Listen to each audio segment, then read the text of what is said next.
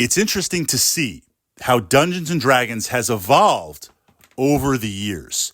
And I'm not necessarily talking from the rule set of Advanced Dungeons and Dragons, Red Box, Classic D&D, and that radical shift to 3.5, 3.0, 3.x, and then the attempt to jump to 4.0, which was a massive realignment of D&D that didn't quite work out.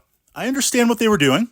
I enjoyed and still enjoy every now and then playing 4th edition, but that is a separate vlog. That is a separate analysis as it is. But there was an attempt at a jump. Then we got to D&D 5, which kind of was just good enough. Now we've got refinements. We've got D&D 6, D&D Next, moving to D&D Beyond. But parallel to that, how did we play D&D? Now, back in the Dark Ages, or maybe the Golden Ages, of course, you played tabletop. That was it, physical tabletop. Maybe you got together with your friends once a week, or you went to conventions or stuff like Living Greyhawk. You played D&D plugged in. And in the beginning, for the most part, I would say it was theater of the mind. You kind of pictured what was going on. If you were an avid wargamer, which many early AD&D players were, because that's what the system was based on and built on, you might have played with some miniatures also. But then when we arrived to 3.5, 3.0, 3.x, and I bought those blind packs like mad. I've still got hundreds and hundreds of miniatures. You started to see a shift to now, yes, we're still playing physical tabletop, but we've got maps, we've got miniatures, and we've got some terrain. Sometimes people would use pogs to play too for the markers. You started to see this shift where, yes, it was in theater of the mind, but when things went to combat, you pulled in miniatures. I would say at that point, with the pre-paints and stuff, miniature play went really, really mainstream. And I started to see most of the D&D games, just here in my ecosystem here, most of the D&D games were using miniatures. And certainly at that point, I absolutely was. And you had some fantastic miniatures with the dragons and different iconic D&D monsters. But then things shifted from there. And this is where I think now we're kind of on the precipice of something else, a seismic shift in D&D. And I'm not talking about that company trying to get us all to pay a subscription price to play D&D monthly and utilize their tools and stuff like that. I understand what they're trying to do because, look, I buy the books. I own those books. It's a one-time purchase. If I purchase the miniatures, if I want to go in that direction, it's a one-time purchase. I own them. Once you've got my money, you can't make more money off me. But if you charge me every month for a subscription, DLC, season pass, season content, special this, special that, and I don't own anything, I'm sucked into that trap. That's a separate sidebar, a separate combination to explore. Interesting with D&D, but I'm talking about the shift from physical tabletop to virtual tabletop. Certainly we had the tools before that, but these tools have now evolved where they're very powerful. You can do something even as simple as just Zoom. A Zoom session with a screen share. Here's the maps. Here's the stuff. If I'm sharing the screen, dice rollers, all the way up to hosted, very, very specialized interfaces, dice rollers, all that type of stuff.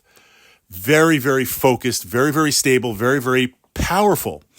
And what I've been seeing more and more, I think part of this was due to the pandemic, a great shift, but also I think it's the demographic of newer and younger D&D players coming in, mobile, virtual, remote, the tech, that's just daily life. So it's natural to play D&D that way. It's kind of odd. I'm starting to see a lot of players that have been playing D&D 2-3 years, completely remote. That's how they play, or virtual, whatever we want to call it, right? Remote work, virtual play. That's their entire expression of D&D. And it's interesting because tabletop is like just this completely foreign obstacle to them. Doesn't make sense. Why would I play tabletop? It's better to play virtual. Very, very interesting. And of course, both have advantages and disadvantages. And I pushed that up over on my D&D channel. I'll put that link down in the info box here if you want to check out my AD&D Tactica. We talked a little bit more about that virtual play and stuff like that. But we're seeing more and more of it. Advantages and disadvantages. I still enjoy tabletop, but I have to say about half of my play is also virtual. And someone who came exclusively from tabletop, it's not something that I resisted. It's something that I saw and said, okay, look, this D&D thing is a shared experience. So with that tool and with that tech of virtual D&D or tabletop simulator D&D, what does it do well? Like, what does it do that tabletop physical can't? Let's go all in. Let's really push that. The stuff that it doesn't do so well, okay, look, we change it, we adapt it, or we toss that piece out. I'm seeing a day, and I don't think it's 10 years from now. I think it's 2 or 3 years out, 4 years out, maybe 5, where full play is now virtual tabletop and how that works.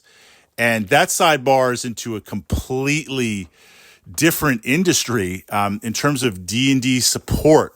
In terms of where you play D&D, there's a couple of shops here locally that host D&D night. And I love playing that and I love supporting that. It's kind of the classic thing.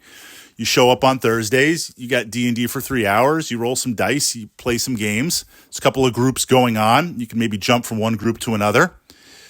If that changes to now 100% virtual, our store owners, our shop owners going to now say, look, if I have a nice little quiet D&D room in the back, kind of my virtual studio, I'll just run games from there. I'll run players from that to interface. The value, so essentially what I think we're seeing is, in the past, it was the space was important, right? I want to play D&D. Where am I going to play it? Publicly. Library, club, right? Rec hall. The quality of the DM was important, but the primary focus was we need a place to play.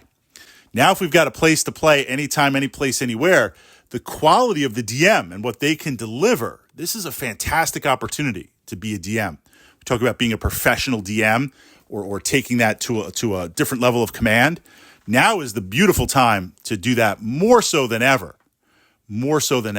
And the ability to be portable and do that to virtual, that's huge. That is huge. And we'll sidebar into that a little bit more in a future vlog, and then tie into wargaming is changing, virtual wargaming and stuff like that. There's some interesting aspects with how that is possibly working and what that possibly looks like. I'm not going to say that's going to replace physical wargaming, certainly miniatures and maps and all that stuff, but it's interesting. It's very, very interesting. So I see a time very, very soon where the primary play method of Dungeons and Dragons, and of course this extends to other role-playing games, it's going to be virtual. It's going to be virtual. That's it. And the tabletop is going to be a very, very, very small, specific, focused group. Now, this also leads to one other aspect, hybrid. I'm running my Kryn campaign, AD&D, first edition. We've been playing about 2.5 years, right? Every other week. War of the Lance time period, but the players, they're not the heroes of the Lance. We had a player shift where they had moved away. Things happen. Normally in traditional tabletop, you can't make it, you moved, you're out of the group. I mean, everyone always has a spot at my table. Absolutely. But now we were like, well, okay, look, we'll just remote you in. If you can still make the time, we'll remote you in. So I see the possibility for some hybrid games and how that works. A lot of possibilities. But I think we've crossed that point of no return. Virtual is not only here, the younger group coming in, that demographic, that is more normal. That is more focused than tabletop play. Or going back to the dawn of D&D when you had, Lone Wolf was completely created through D&D. It was his campaign. That perspective of back in the day, you played D&D physical tabletop with your friends, or that wargaming connection, you went to a convention.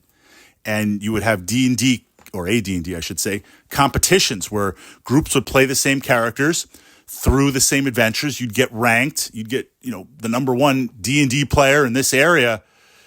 Talking about that just seems like that's just so odd. D&D, I know there's D&D conventions. I'm part of one up here in the Northeast where I'll run adventures. I'll run modules. But a tournament, a D&D tournament, like that seems very out of place and different and from the ages gone. But back in the day, that would have been completely normal.